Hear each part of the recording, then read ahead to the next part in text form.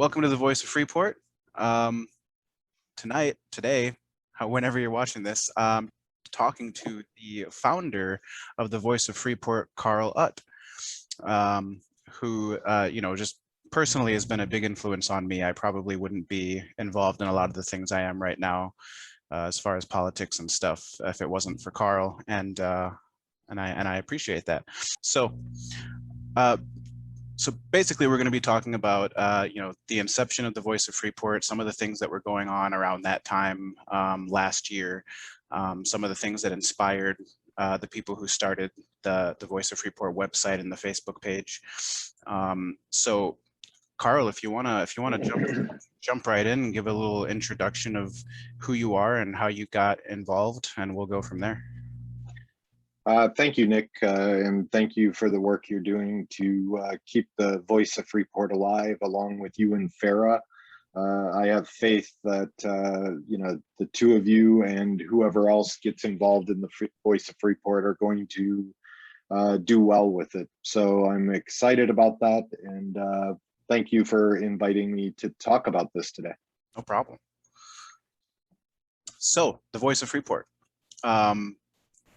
I guess let's go back to I guess the beginning, and kind of what was the thought process. And I know a lot of stuff was going on at the time. We had the murder of George Floyd, and a lot of civil unrest, both around the country and here in Freeport. Yeah. So if you could take us back to around that time, and what you were thinking and how you guys came together to put this together. Yeah, I really have to start the story earlier than that. And I know we're on a time limit here, so I'll try to keep my rambling in check. But it really goes back to January of 2020.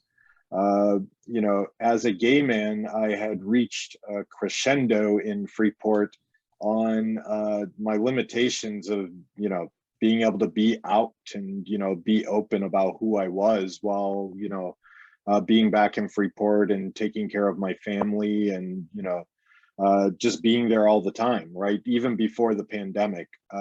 So it started to bother me that I wasn't living my life as an out and open gay man as I had for the previous 25 years before I ended up back in Freeport, for various reasons.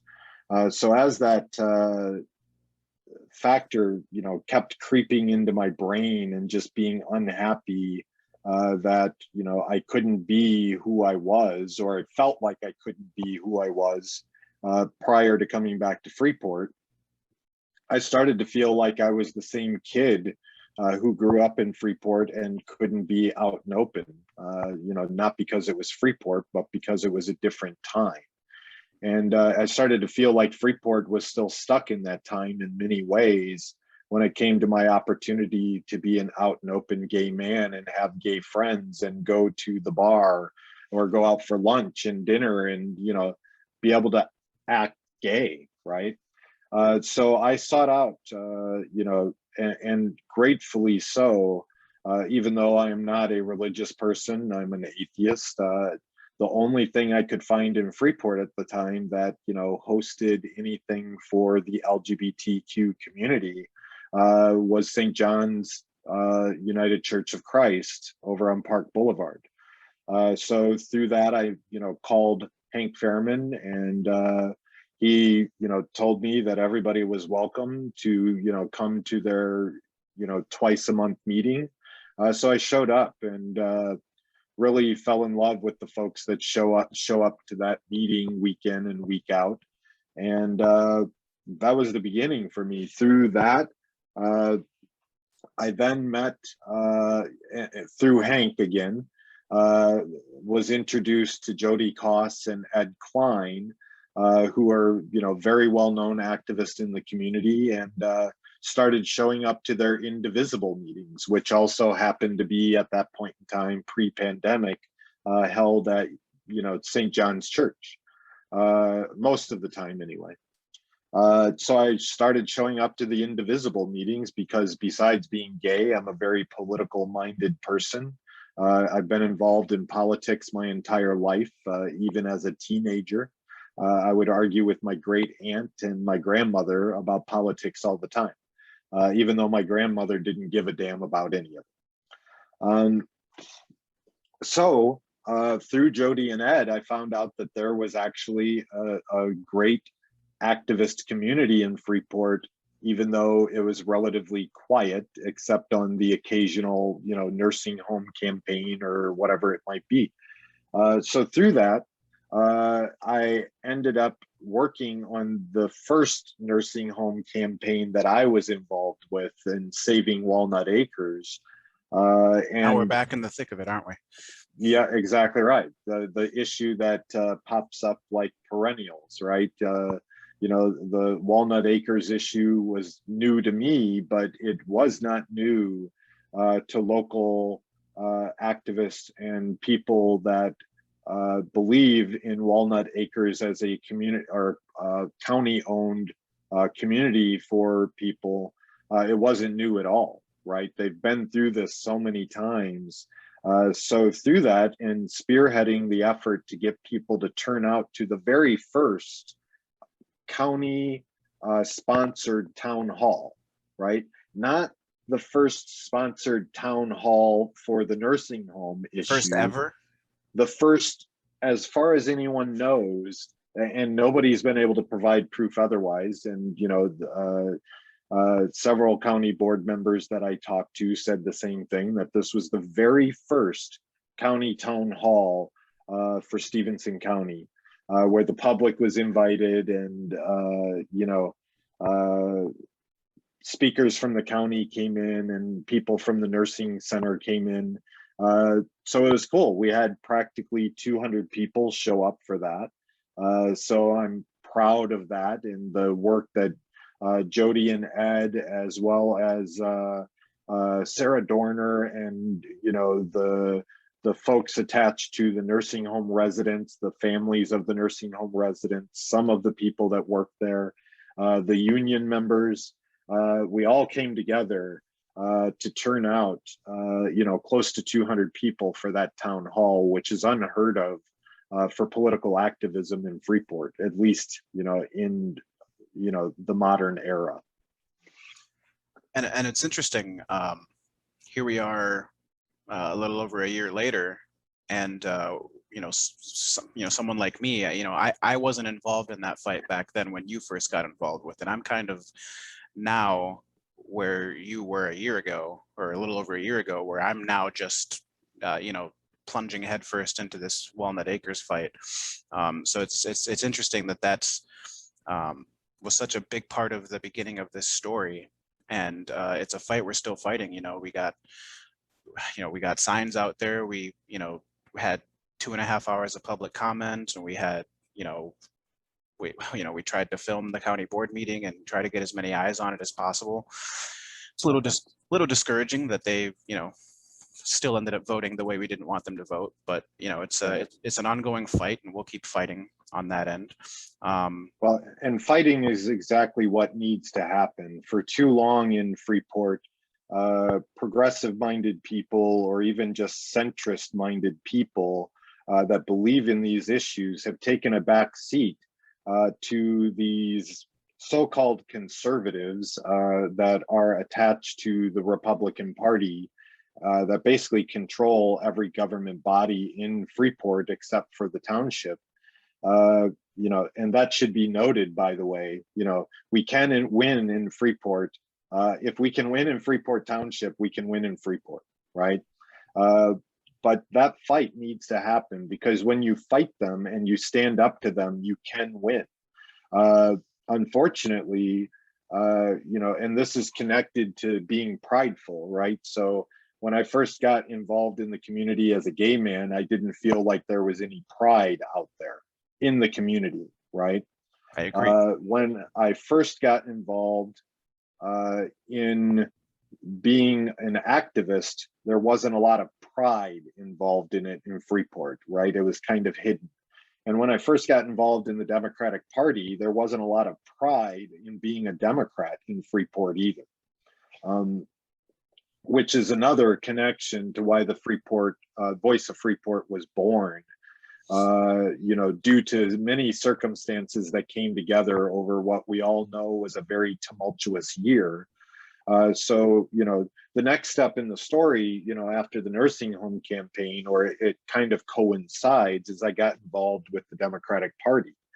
And through that, I found, again, there wasn't a lot of pride, right? It wasn't worn on our sleeve that Democrats had a lot of power in Freeport, or didn't properly take advantage of the power that was available for the party in many different things. And I'll stop short of going into those details because it will open old wounds that I don't think need to be opened anymore. I did what I thought was necessary to get new blood involved in the party and to move it forward, and to make people proud to be a Democrat in Stevenson County. And I'm very proud of the work that I did there, despite the fact that a few naysayers will say negative things about me and my tactics and the things that happened.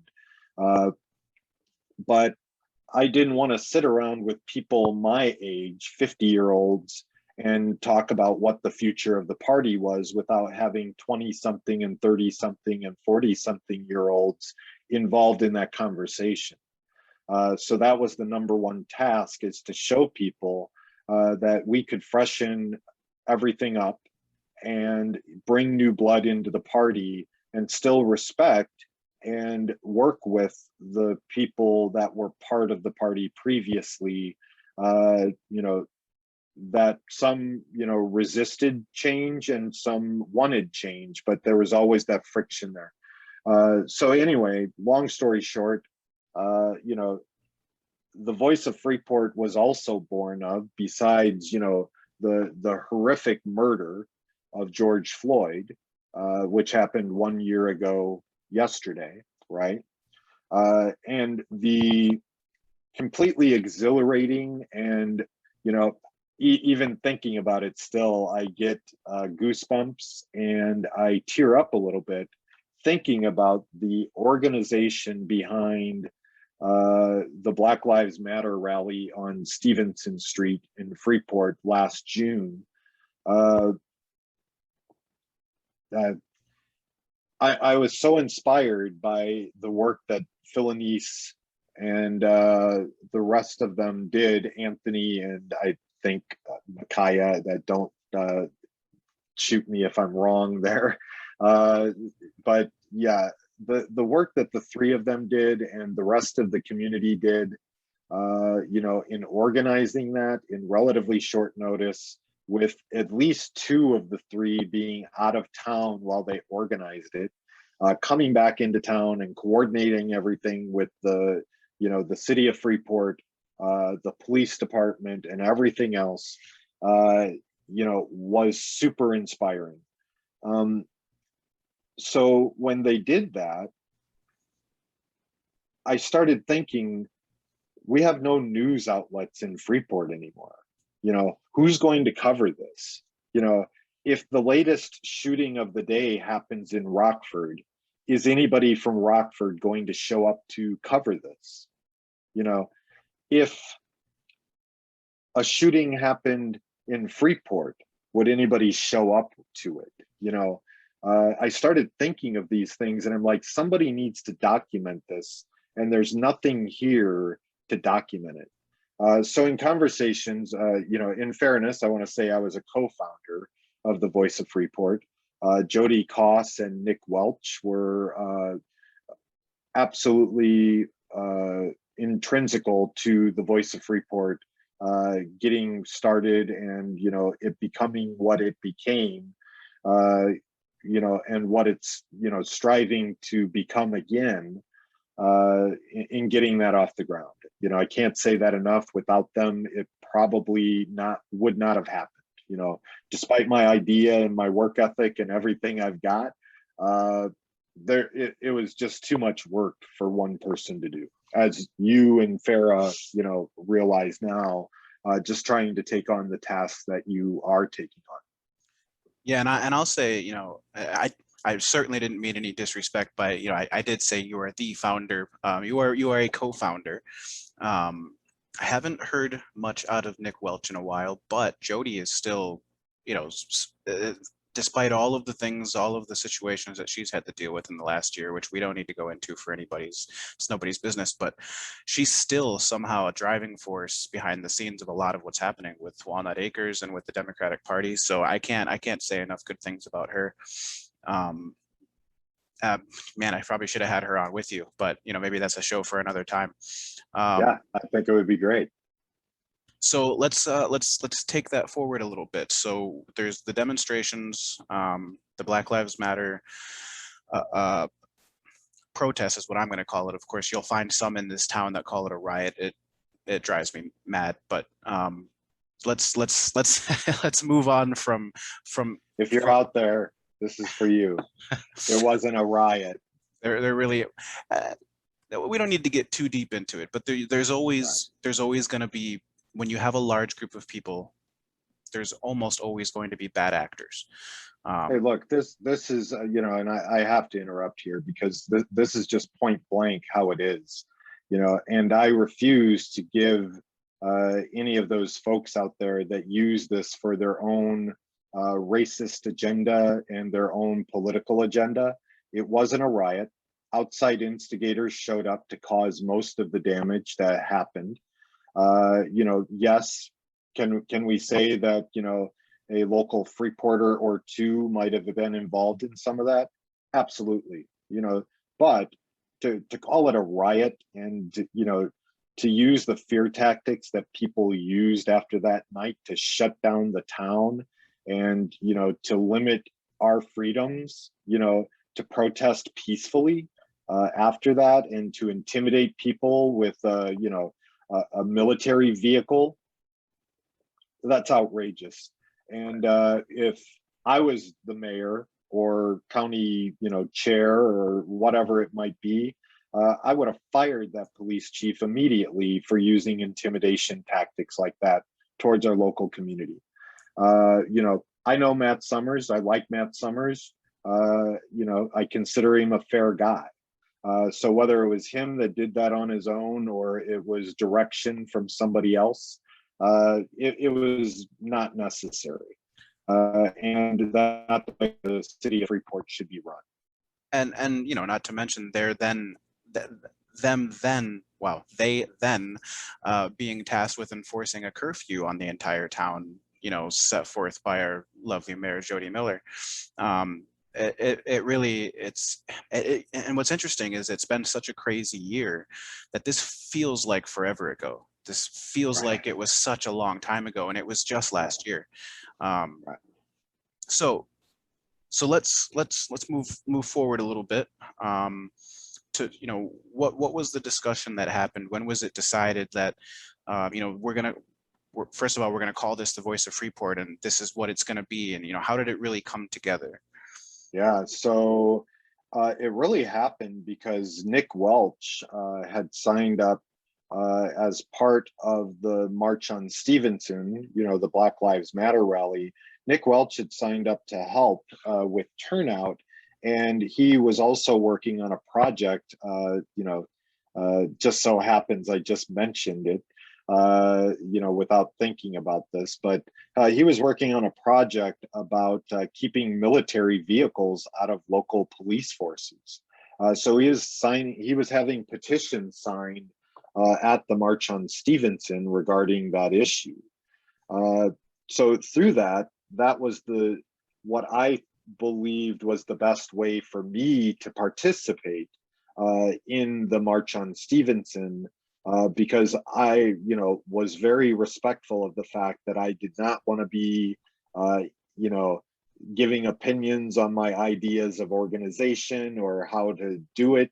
You know, it wasn't my march, right? It was for me, you know, it was for me to pay attention to and listen to the Black folks and people of color in our community, you know, who were forever changed by what happened to George Floyd.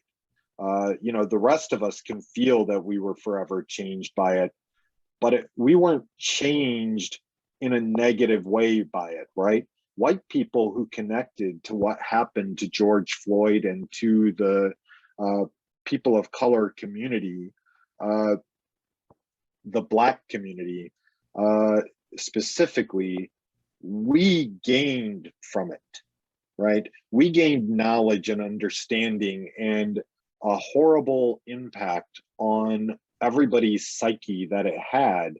We learned from this. You know, while we grieved with everybody else, if we were, you know, in tune with what happened and weren't denying it, you know, the Neanderthals out there that attach themselves to the opposite of whatever we think or whatever we feel. In the end, white people or people that aren't part of the Black community gained something from what happened there, right? We finally, you know, even the centrist among us that might not have, you know, attached ourselves as a Black Lives Matter supporter or attached ourselves to the activist part of ending racism, you know, those folks attach themselves to this movement as well, right? Those moderate-minded folks finally saw that 9 minutes of suffering that that man went through, that father went through, and felt moved by it, right? And if I and I just want to draw the comparison there again. The Black community was still doing what they've always had to do with these instances, which is grieve, right? Finally, there was an instance where, if not the majority, a plurality of the white community finally started speaking up and speaking out and saying, we are not going to stand for this anymore. We stand with them. Yeah, and I just wanted to mention, you know, I was thinking this right before you said it. You mentioned, you know, people watching that 9 minutes of this father suffering. We have this problem in America where we're so desensitized to these. You know, there's a million stories. It seems like, you know, every week or every couple of weeks we're hearing about another Black man shot or another Black man dies in police custody, and it becomes so much that you know, for somebody like me, it's like I can't stop and pay attention to every single one. We start to get desensitized to it. And then, you know, I remember when George Floyd was murdered and I watched that 9 minutes, and it was just horrifying. And you know, as awful as it is, I guess if any positive came out of it is that everybody else had to see it too. You know, it wasn't something that could be swept under the rug. It wasn't just an article that I could read or swipe past on Facebook and then forget about it because I'm going to see another one next week. You know, we had this public execution right in front of us for the world to see, and it's just, and I think people have really, I hope I'm not wrong about this. I feel that people have really woken up to these, you know, the massiveness, you know, the scale of the problem that we have in this country, but you know, especially it's called a Gestapo. That's what many people in our police force are now. They're part of a Gestapo, right? Now, I don't mean that about all police officers, you know, and that's a misconception that people outside of this movement have about what we're trying to show and what we're trying to accomplish, right? It's certainly not attached to the Black community. The Black community have been living under Gestapo tactics for over 500 years now in this country. So if anybody has a right to call it a Gestapo, it's them, right? But, you know, Black folks know that those tactics aren't the way out of this for them, right? Because they continue to get killed up to this day, right? George Floyd didn't change anything. It changed the reality for a lot of us that started noticing it, right? But it hasn't stopped it. You know, of course it hasn't stopped it. But that's what it takes, is continued mass movement. And if you're part of the LGBTQ community, you know that, right? When I was growing up, gay wasn't a word, right? It was a hushed word that people used. Faggot was a word. Faggot was a word when I was growing up still, right? People used it openly, regardless if they thought a gay person was around them or not.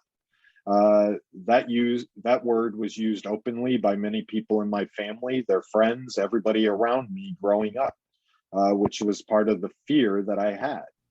So imagine, you know, transpose that with the gay community and the Black community, who are still going through that to this day. You know, fathers haven't had to stop having the conversation with their sons about how to drive a car as a Black person. They haven't had to stop having the conversation about how to walk around a store as a Black person. You know, those conversations are still happening, you know. And, you know, to just kind of finish that off with my thoughts on it, you know, that's why it disturbs me so much when I see racism within the LGBTQ community still, you know, persist to this day, because any of us that were, you know, born at any time, you know, while we couldn't express even that we were gay, right, let alone be open about it, we should have a deep understanding of what it feels like, you know, to be under that oppressive Gestapo type tactics that are used on the Black community to stifle everything about their freedom of expression and where they go and where they travel to and how they do it. So, I mean, I guess let's sort of try to move on from that a little bit. I don't want to, you know, dominate the whole conversation talking about this awful, depressing stuff. As much as we do need to keep talking about it. How did you meet Jody and Nick? So Jody, I just met through Indivisible. Oh, right, Jody right, was the head of the local Indivisible chapter, which unfortunately had terrible relationship with the Democratic Party, even though they were one and the same. You know, everybody involved with Indivisible was either a Democrat, right, or believed in much of the same things as Democrats, even if they weren't registered. A liberal There was a leaning terrible, independent. yeah, there was a terrible relationship there that had existed for a long time. And, you know, when I got involved, I said, no more. This is going to change. You know, so, you know, I want to reiterate here, I think this is a good point to say this, is that, you know, with change comes a lot of negativity, right? There are a lot of fights. There's a lot of friction when you push for change in anything. So I want to keep everybody to keep in mind as we have these types of conversations that talking about negative things is not a downer. You know, talking about negative things isn't depressing. You don't have to do it often. You have to celebrate your victories when you have them, right? But the fight of being a minority, the fight of being, you know, oppressed by others, the fight against Gestapo type tactics is never ending for the people that are under them, right? It doesn't end. They walk through their lives, or we walk through our lives, forever feeling them. So my advice to people that want to get involved is, you know, you have to think of everything you do as a positive. When I have a fight with somebody, whether it's an ally or, you know, the opposite side, I don't want to say enemy, because I met a lot of Republicans in Freeport that I respect, not publicly, right? They don't want to admit that they talk to me. But I've met a lot of Republicans in Freeport that I respect. But in the end, it's an oppressive fight. It can be depressing. So you have to change your mindset. The way you approach this has to be, I'm doing a positive thing. And when you feel weighed down by it, that's when you have to take a break, right? You just have to step away. And it's okay to step away because you have to, you know, and anything you have to do in life is okay, right? If you have to do it, it's okay. It's a lesson I haven't I quite learned totally yet, but I'm working on it. I'm really bad at stepping away from things when I get overloaded, but that's my own problem. everybody can be. You know, when I get involved in stuff, I go for it completely. So, you know, but I want to send that message that, I was involved for a year straight, you know, nonstop, while I was in Freeport for the last year. And, you know, after I moved out here, I got married, started a new job. I'm still a licensed insurance agent. I'm trying to balance all of these things. Being back in the city that I love, Phoenix, I've loved it out here, so I've had to take a back seat, or activism and politics and, being actively involved in that has had to take a back seat to the rest of my life for now. And that's okay, because I know now, after 25 plus years of being involved in activism in one sort or another, through different avenues, that sometimes you just need that break, and it's okay. But while you're in it, fight like hell. Well, it's certainly great advice. So if I could tell you from my perspective what was going on sort of around that same time that the Voice of Freeport was starting up, I was in a place where I was incredibly frustrated every day with all of the ass backwards rhetoric that we'd get from Republicans. Not all of them are bad. I'll agree with you on that. I've met a lot of Republicans that I respect as well, but there was so much, just so much negativity and lying and pushing false narratives constantly. And in Freeport, we don't have, up until the Voice of Freeport existed, there's no progressive or liberal leaning, any place where you can get that perspective on what's going on. So from my perspective, it was just, whatever we would see on the Journal Standard, which has almost no staff. It's dead. Right. It's dead. I mean, let's just call it what it is. The Journal Standard is dead. And then I won't give them the courtesy of naming them, but there's another site and Facebook page in town that does have a lot of followers that sort of touted itself as the local news source here, but it's partisan. It's not to say we aren't, but they're right leaning, and everything that came from them was basically Trump rhetoric. And it drove me absolutely mad, and I would be ranting to my roommate about how frustrating it is. And one day he told me, there's another one that just started. It's called the Voice of Freeport, and I didn't know anything about it. So I went and started following it. I started seeing, at the time, you were, the face of the Voice of Freeport. You were on your live videos all the time, and so that's how I kind of, got to know you from afar and what you were about and what you were doing. And then you put out, or whoever put out the basically call for volunteers, and you had that meeting at Crate Park at the Flagstaff, that first meeting that I went to. I think about this sometimes because there was decent turnout at that meeting. I can count on probably two fingers how many of those people are still involved. But it seemed like, for me, it just felt like the right time to get involved. I saw other people making a push to get involved, and that inspired me. And so, that's how I started. And, I just for those who don't know, you kind of started me out having me go to the city council meetings and the staff on the streets and the board meetings and committee meetings and just filming, just doing the live videos. So for a lot of people who were tuning into those, seemingly random live videos that were on all the time of all these boring meetings, that was me. And the more I did that, the more I started to understand how this town works, the more I started to understand the problems, and and then I started writing a bit for you and for the Voice of Freeport. I don't fancy myself a writer. I'm more of a video guy. That's why I'm doing this.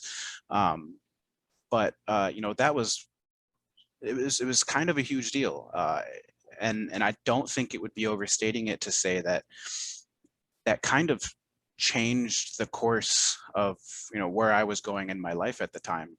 I was coming off of a lot of dumb stuff that I was dealing with and my own mental health issues, and then being bogged down by all the right leaning rhetoric and being angry all the time at Republicans, but then not doing anything about it. I wanted to do something about it. So that was why I got involved. I don't really know what to throw to you from that, but I just wanted to give my perspective of how sort of things looked from an outsider's perspective, trying to get involved. Well, yeah. So what I'll do is I'll just talk about the changes that happened because the Voice of Freeport was created. First and foremost, almost the entire executive committee of the Stevenson County Democrats resigned. Because of the pressure that the Voice of Freeport and the people behind it put on the party to change, right? The chair resigned. Renardo Weathersby became the new chair.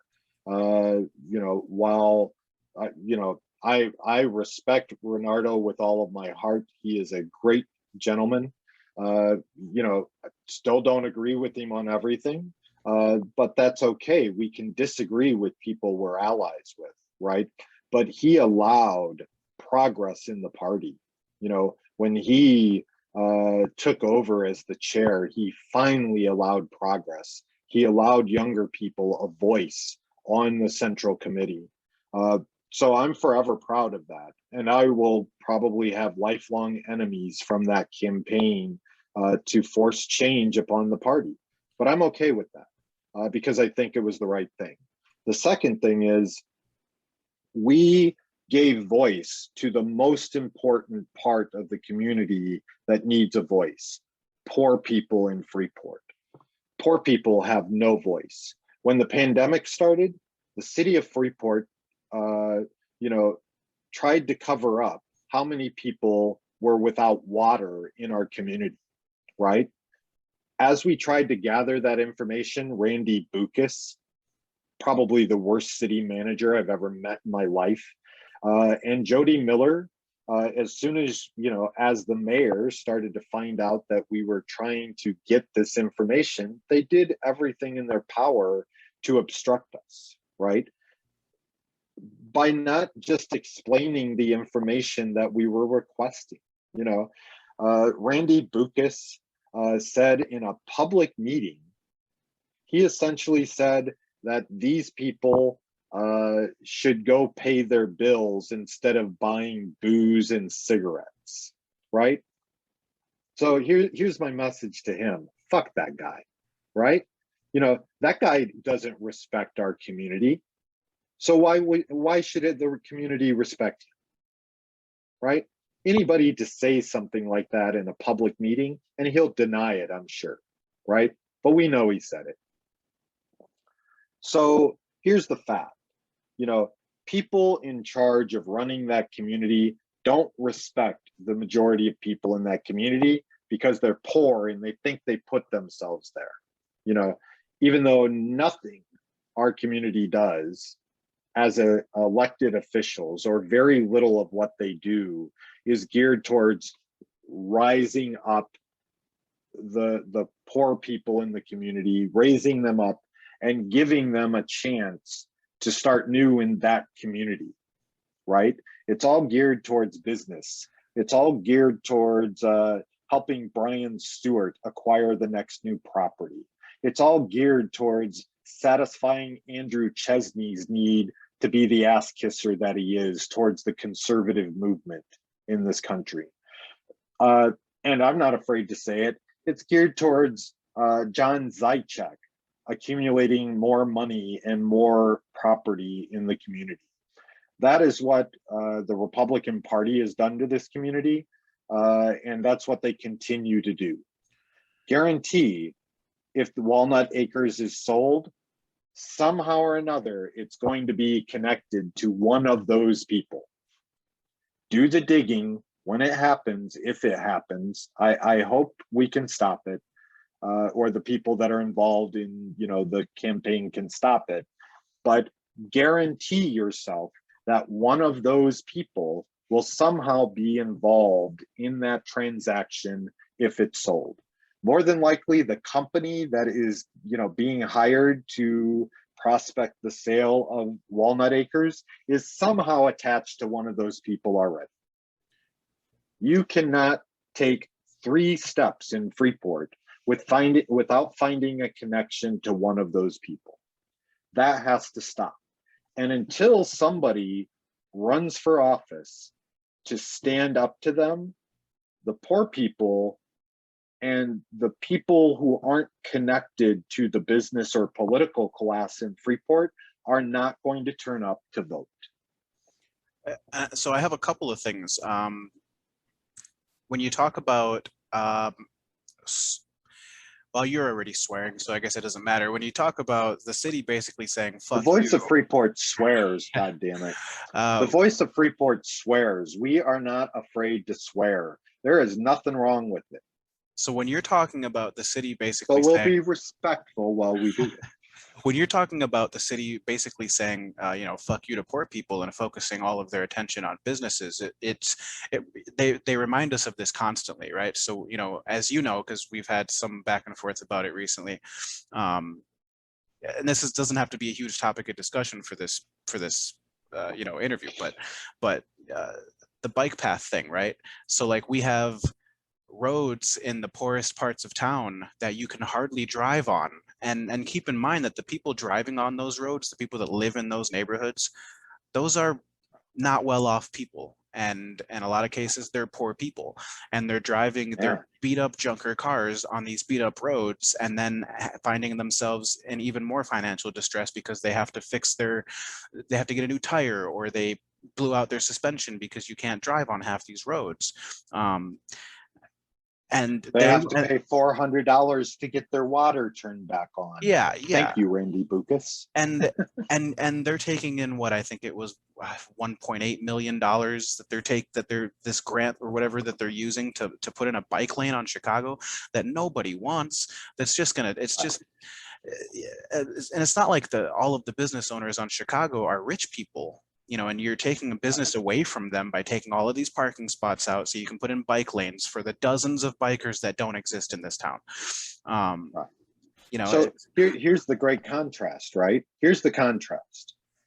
So we think, and I just kind of went on a rant about it. So we think the business class has all of this power in Freeport, right? We all know the business owners on Chicago. Some of them have some pretty good clout. They've got names behind them. I won't call anybody out individually or as a family here, but even they who are opposed to this can't stop it. Right? Or seemingly can't stop it at this point. Now, we have to be careful here, right? We need to explain everything in detail about this. Now, this grant is only available to our community for specific needs, right? I just know that, not that I've looked into it. I haven't read about the story. I've just heard anecdotal things. Unfortunately, I'm not, super connected to Freeport news right now, but I still hear enough. This grant was written and provided as part of a certain segment of projects in the community that it could be funded for, right? So we have to remember that, right? If the city wants to get that grant to improve something, it has to fit within the parameters that that grant is offering it for, right? So I don't know if this, you know, improvement that they're looking to do is attached to a specific district in town. Freeport has renamed that strip of Chicago Street an entertainment district, right? So this is where we need to connect the dots. And this is where it's important that people get involved in the community, show up to the community meetings, show up to the government meetings, and do the research and do the Freedom of Information Act requests that are required to put all of these puzzles together. So did the city of Freeport name that an entertainment district for this eventual grant that they either knew was happening or was coming up? We don't know. Somebody has to connect the dots on that. Or did the business community on Chicago, which, you know, obviously they didn't mind the idea because it allowed them to expand their business to the streets, right? You know, which was good for their business, especially during the pandemic. And, but did they know that they were going to get their more? But did they know that they were going to get their street torn up next year? Those are all good questions, right?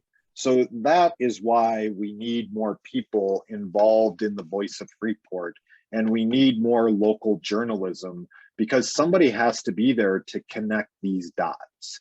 Without something like the Voice of Freeport and people involved in the local community, trust me, there are tons of people involved behind the scenes that most people will never see the faces or names of that help with this stuff, and it's overwhelming. One of the reasons that the Voice of Freeport kind of lagged towards the end there, before, you know, I chose to, you know, move back to Arizona, is because it's just overwhelming. Yeah, I mean, there was three of us. Right. There is a lot of information out there to chase down. And me being the person I am, it's hard for me to choose one over the other, right? You know, when I get, you know, information on a young man that possibly was convicted for murder wrongly, and they want my help, their family want my help, I want to take it, right? I want to do something. I want to get to the bottom of it. But then the minutia of the day, you know, going to city meetings and confronting people about that issue and speaking up and speaking out and, you know, recording it and sitting through, you know, 3-hour, you know, city meetings and county meetings and all of that, you know. Oh, I know all too well. Is exhausting, right? So that's why we need more people involved. So you mentioned something else earlier that I really want to call out, and thank everybody that did step up. You had mentioned that a lot of people showed up, you know, to the initial meet and greet that we had, you know, at Flagstaff in Craig Park. I want to thank every single person that showed up then and, you know, throughout my tenure in Freeport and with the Voice of Freeport, because without them, half of the stuff that did happen wouldn't have happened as it did. You know, the second part is, you know, my apologies as well, because, you know, we took too much on, you know, through our desire to make things happen and to, you know, create change and get more people involved in the community. We just took too much on. You know, there were other mistakes as well, but that was the large reason that things became so overwhelming. You know, on top of a pandemic and nationwide protests, you know, and all of the stuff that we felt the need to cover. That was the primary reason. So I just want to make sure that, you know, the people that did show up and the people that show up in the future to help you and Farah and anybody else involved in the Voice of Freeport know that there's appreciation for what they did and what they will do. So if you were one of those people, reach out to Nick and Farah. they will be happy to have your help and find something for you to constructively do with the Voice of Freeport that you can make your own. Yeah, and absolutely, I'll definitely sort of just repeat that. If anybody out there wants to get involved and help, fight some of these fights that we're fighting, we can't do it alone. We can try, but we need help, and we always will. And I want to mention here real quick as well, it's called the Voice of Freeport, but we put the tag in. And by the way, I have to call out Nick Welch. He is the one that came up with the Voice of Freeport. We basically had a 3-hour boomerang meeting out at Jody Costa's house, and discussed the name and the structure and everything we were going to do to get this started. And Nick Welch is the one that came up with the name. So I first want to shout that out. And he did a lot more as well. His reporting during that first month or two was astounding and really gave us some depth that we weren't prepared to do at that time, right? So we're very thankful that Nick came back to Freeport, while the pandemic was raging. And I definitely spent a lot of that time with us. Yeah, and I got a chance, I didn't work with him for a very long time. There wasn't a lot of time between when I got involved and when he went back to school. But, those first couple of times that I went out and, did filming and, put my face on the camera or went into the boardroom, those first couple of times it was with him. And if I hadn't had somebody like him to do that with, I don't know if I would have had the balls to do it myself, because I had never done anything like that, so his influence there was invaluable. Absolutely. And I know we're running out of time here for, our scheduled hour, and, would it ever be a surprise that I ran over on anything when it came to talking? But I also want to say that, the younger folks in Freeport and Stevenson County and Northwest Illinois that turned out to be a part of this and the March on Stevenson and reached out to us for numerous different things.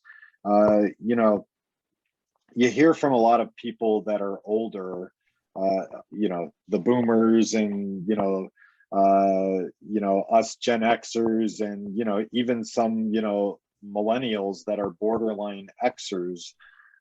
You hear negative things about, young people quite often. And my experience was just the opposite. I am more inspired, and, I don't want to sound too much like Joe Biden or, some other Democrats right now, but I'm more inspired than ever about the future of our country and the world, based on the knowledge and the depth of passion that young people have for all of these issues. The change is happening. You can feel it. You can see it. It's painful. Like I said, we started out with, change is painful. Many people will resist it. Many people will do their best to either not be part of it or flagrantly try to stop it. Change is always painful. There is no point in history where change was like, oh yeah, we'll accept that. Let's right. Oh yeah, thanks for bringing that up. Let's just go ahead and do that, right? Doesn't happen that way. So I just want to connect that to the fact that you and Farah and Nick and Philonise and Anthony and everybody that I met through all of this process in Freeport, it was astounding. Again, the union reps that are working hard and give very little recognition in Freeport and Rockford, doing intrepid work, to bring change to that area. And that's why we came up with the tagline, a progressive vision for Northwest Illinois, because during those initial conversations, we wanted to attach this to being progressive, right? Not liberal, not a Democrat, but progressive. There are progressive-minded conservatives out there, right? You may not see much proof of them, but they're out there. There are progressive-minded centrists out there. They just take their progress in increments, right? They don't believe that things change overnight for good reason. When you change things drastically in this world, and history will show you this, it hurts people. Yeah, there's a ripple. There is always fallout. There is always a negative impact on somebody. And we're no longer in a position where we can say this is, the lower class and the middle class and the upper class. This is really the lower class against the upper class now, the billionaire set, right? We can't say that enough. We have to fight this fight. And it's going to take progressives, centrist, conservatives, and any other ism out there, right? That is part of the political movement to fight this fight. And it has to start in our community. It has to start there. Our employers, I'm not going to name any names there. I almost did, but our employers in Freeport should not be able to hire people as temps to avoid paying them insurance and to keep them on as temps for close to 2 years and then get rid of them, right? Our employers should not be able to do that in Freeport, Illinois, regardless of what state law is. They should not get away with that. We have to stand up to them. And if they won't change it, then we have to organize and we have to become a union. We can't be afraid of the fight anymore because this classic battle that has happened throughout history between the classes, the haves and the have-nots, has happened over and over and over again. And it just so happens that until people have been fed up and have had enough of it, they tend to not stand up and fight because they're worried about their own survival. They're trying to fight through it and just survive, right? It's that point when people feel that they can no longer survive, even though they're doing everything they can, that it turns to violence and riots, and that bad things start to happen that affect all of us, even if we're not poor. I'm a lucky man. I haven't considered myself poor since I was a kid, right? So I'm lucky in that way. But this impacts all of us.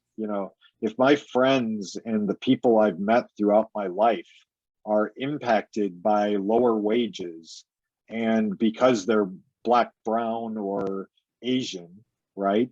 That impacts me. Or gay or trans. It has an impact on my life. Exactly right. Exactly right. So we have to stand up to all of this. There is no I'm not in the fight anymore. We are all in this fight because one man, in this country, the owner of Amazon, is accumulating more wealth than the lower 50% of us in any given single day, right? That's impossible to sustain. So anyway, my little rant there with that is over. But that I just want to connect that. That is why we came up with a progressive vision for Northwest Illinois. And of course, the trolls and the naysayers and the negative Nancys, they all attach that, oh, you've got a political agenda. Well, you're goddamn right. We have a political agenda. It's putting an end to this billionaire class that can do whatever they want, or the mini oligarchs, as I call them in Freeport and Stevenson County. Yes, the Brian Stewart and the Andrew Chesneys of the world. That's right. That's what you are. You're little mini wannabe oligarchs. And the city of Freeport and Stevenson County is going to stand up to you sooner or later. So count your days. They're numbered. The days that you're in charge of every single thing that happens in that community, they're numbered. It might be 6 months, it might be a year, it might be 5 years, but they're numbered. People are on to you, and they're going to come and put an end to your little reign over the community. And my last message on that would be, I hope to hell local politicians take note of this. Nothing disturbed me more than seeing the mayor's race not be about this, mini plutocracy that has taken hold of the community that I grew up in.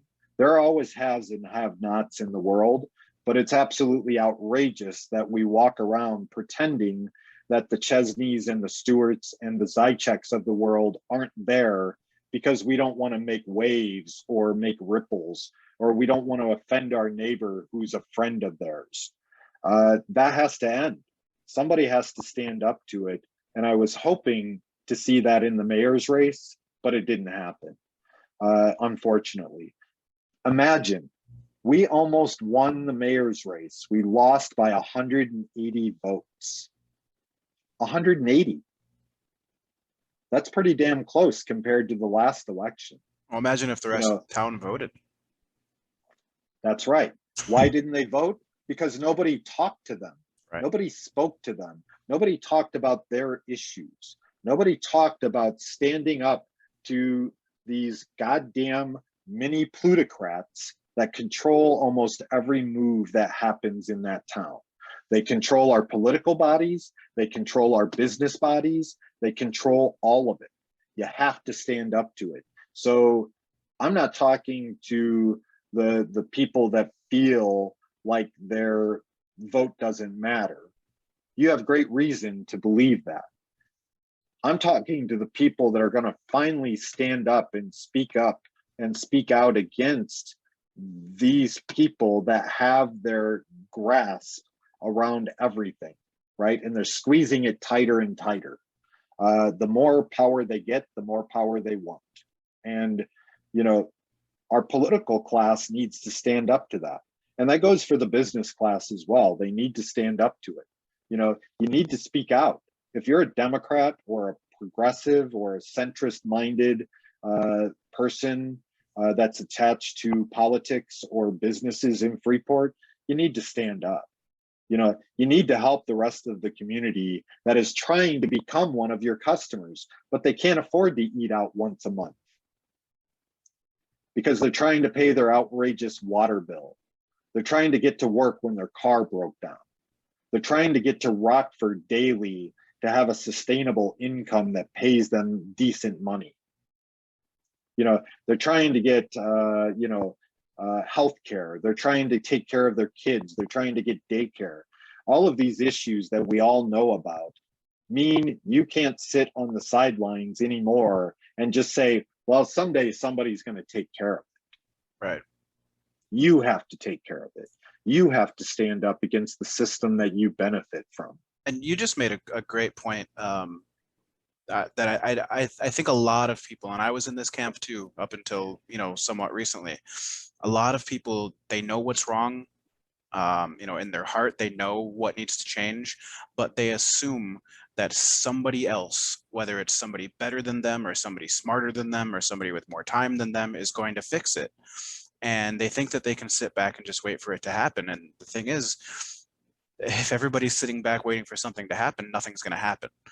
And you don't have to be rich. You don't have to be a business owner. You don't have to have, a ton of influence to make some difference, Yeah. And that's absolutely true. I moved back to Freeport unexpectedly and loved my time there, especially, being able to spend my grandmother's, last year and a half on this planet with her, which will always be the most important thing I came back for.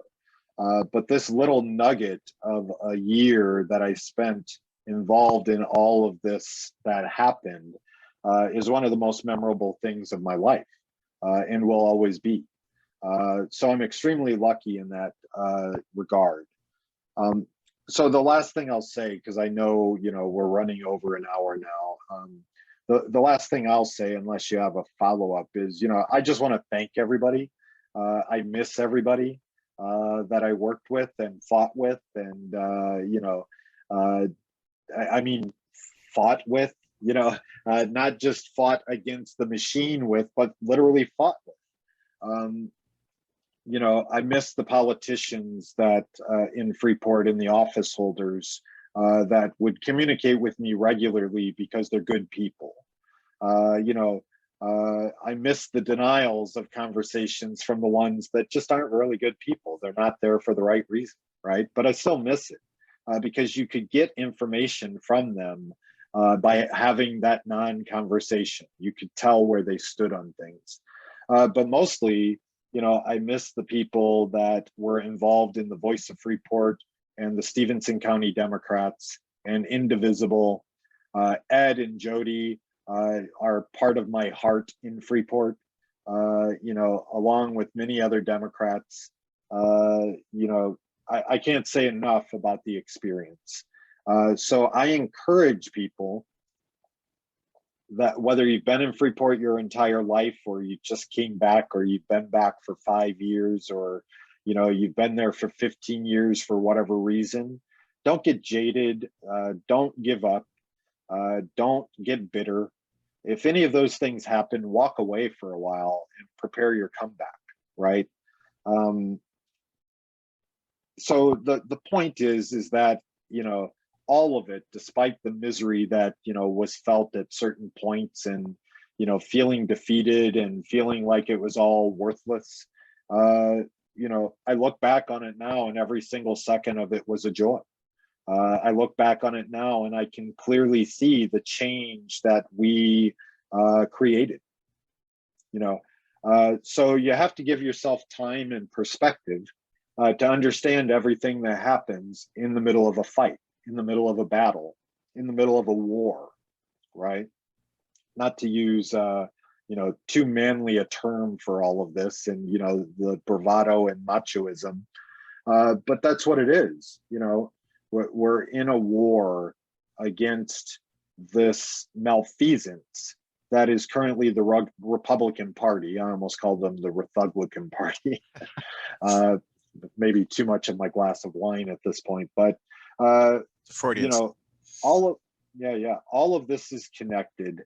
So get involved. There is a positive end to this for you. Even if you don't win everything, get involved. Help the battle. Help move the yard marker, right? Move it up the field. Help the people, for crying out loud. You alluded to it earlier. If Jody and Ed are, still pounding the pavement and knocking on doors and calling people up, and with everything they have been through in the last year, you can do it. You don't have to spend a lot of time on it. You don't have to be dedicated day in and day out. You don't have to spend all day on it. You can spend 20 minutes a day. If you have 20 minutes a day, you can get involved in this fight and help the other people of Freeport create that change. So I encourage it. Reach out to any of these organizations: the Voice of Freeport, Indivisible, Jody, Ed, Nick, Farah, anybody involved, Stevenson County Democrats. Get involved. You can create this change. 1 year ago, I was feeling defeated that I had wasted 4 months of my time in the Democratic Party, and that they had basically thrown away every creation that I had, put forth in our meetings. 2 weeks later, the chair had resigned, along with multiple other people, and change started to happen. So if you're involved in the Stevenson County Democrats now, or you're considering it, the progress that the party has made over the last year is astronomical. I mean, I'm full disclosure, I'm there now, and I agree. I don't know that I would be, where I'm sitting with the Stevenson County Democrats a year ago. I think a lot has changed since then, and younger people like me have been much more accepted. Our opinions, our ideas, not by everybody. We still get slapped down every now and then, but Carl, I think that's a good place for us to stop. We could talk forever. I still want to Yes. talk. I still want to You know, talk. I could. Yeah, I still want to Yeah, talk me to you. too. I still want to talk to you about Nippon. I still want to talk to you about, your Yeah, experience at the Rockford protests last year, and all kinds of stuff we can talk about. But there's always more time. I'm happy to come back, once a quarter or so to, continue this conversation. It's part of who I am now. What we created, and I will always say we. I didn't create anything. I just had a voice, right? And I used my voice to gather other people to help create the things that were created. So I'm happy to continue to be part of that voice that speaks out and speaks up, and hopefully inspire other people to get involved and to run for office and get involved in any way they can. I'm happy to do that. Well, we certainly, I'm at least speaking for myself and Farah and who have, those of us that are still involved in the Voice of Freeport, we certainly appreciate everything you've done.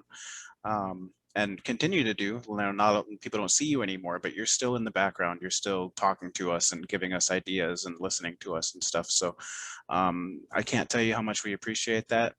On that note, I'm going to end it. I just want to say thank you to everybody who will hopefully watch this. Like Carl said, we're always open to getting more people involved and helping us fight the fights that we're fighting. So, contact me, contact Farah, contact any of us, message the Facebook page. Hopefully this was more exciting than the Public Property and Safety Committee, right? Yeah, it was more exciting than that, right? Of course. Yeah. Man, thank you. Thank you to everybody for tuning into those meetings as well. Man, some of those were boring, but many of you showed up. Appreciate all the support that the Voice of Freeport followers gave us and continue to give us when we put out content. I look forward to more and more and more. All right, that's going to be it for us. Thank you. Thank you, everyone. Night.